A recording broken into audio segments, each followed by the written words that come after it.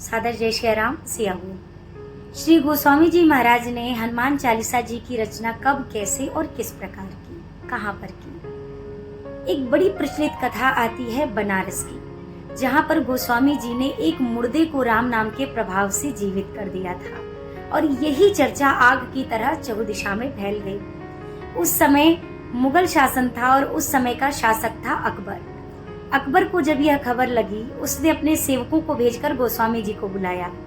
गोस्वामी जी ने जाने से मना किया कि बादशाह से मेरा क्या कार्य, मैं वहां जाकर क्या करूंगा। अगर भेंट करना होगा तो कभी और किसी दिन कर लूंगा, पर अभी नहीं जा सकता। सेवकों ने जाकर जब बात बताई तो क्रोध में आकर बादशाह ने जबरदस्ती गोस्वामी जी को बंदी बनाकर लाने तक का आदेश दे दिया। गोस्वामी जी को दरबार में प्रस्तुत किया गया। गोस्वामी जी महाराज दरबार में हाजिर हुए। अकबर ने कहा, सुना है बड़े चमत्कारी हो, बहुत चमत्कार आता है तुम्हें, चलो हमें भी कुछ चमत्कार करके दिखाओ। गोस्वामी जी ने मुस्कुराकर कहा, भैया मुझे कोई चमत्कार नहीं आता। अरे सुना है तुमने मुर्दे को जीवित किया है। गोस्वामी जी ने कहा, वो मैंने नहीं किया, वो मेरे प्रभु के नाम के प्रभाव से हुआ, मुझ में कोई चमत्कार नहीं। पर कहाँ अकबर मानने वाला था, उसे क्या पता राम नाम का प्रभाव। उसने गोस्वामी जी को कारावास में डालने का निर्देश दिया। बोला, देखता हूँ कौन सा तुम्हारे भगवान का नाम तुम्हें बचाने आता है। गोस्वामी जी महाराज को जेल में डाल दिया। 40 दिनों तक गोस्वामी जी जेल में थे। जेल में पहुंचते ही गोस्वामी जी ने वहीं पर कारावास के भीतर श्री हनुमान चालीसा जी की रचना को प्रारंभ किया। श्री हनुमान चालीसा जी में 40 चौपाइयां हैं। 40 दिनों की अवधि तक नित्य प्रति गोस्वामी जी श्री हनुमान चालीसा जी की रचना करते और 40वें दिन जब यह रचना कार्य संपन्न भया और गोस्वामी जी ने श्री हनुमान चालीसा जी का पाठ करना शुरू किया, इधर फतेहपुर सीकरी, जहाँ पर बादशाह उस समय निवास कर रहा था, उसका राजमहल था, वहां पर एकाएक अचानक से अनगिनत वानरों ने आकर हल्ला बोल दिया।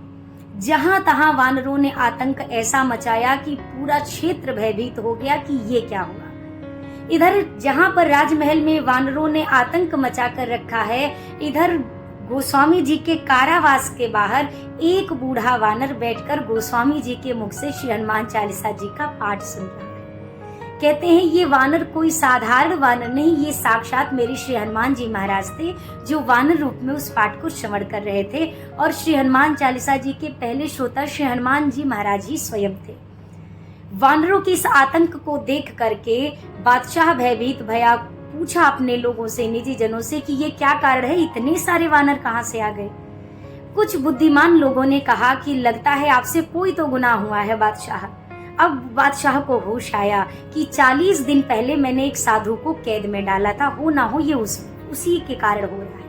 बादशाह स्वयं गया, गोस्वामी जी के सामने हाथ जोड़कर क्षमा प्रार्थी हुआ, क्षमा मांगी और कहा कि अब आप कृपा करके वानरों की इस कहर से हमें मुक्ति दिलाइए। उसी समय गोस्वामी जी महाराज ने आकाश की ओर देखकर प्रभु से प्रार्थना करी और देखते देखते सारे वानर वहां से चले गए। तो इस प्रकार से कारावास के भीतर श्री हनुमान चालीसा जी की रचना हुई। आपसे एक निवेदन करूं, जितने भी आप सनातनी भाई बहन हैं, प्रत्येक हिंदू को नित्य प्रति श्री हनुमान चालीसा जी का पाठ अवश्य करना चाहिए। नित्य शुद्ध अवस्था में, चाहे स्त्री हो चाहे पुरुष हो, शुद्ध अवस्था में होकर इस हनुमान चालीसा जी का नित्य प्रति आपको पाठ अवश्य करना चाहिए। हनुमान जी की कृपा आप सब पर बनी रहे। सभी को सादर जय श्री राम सिया बोल।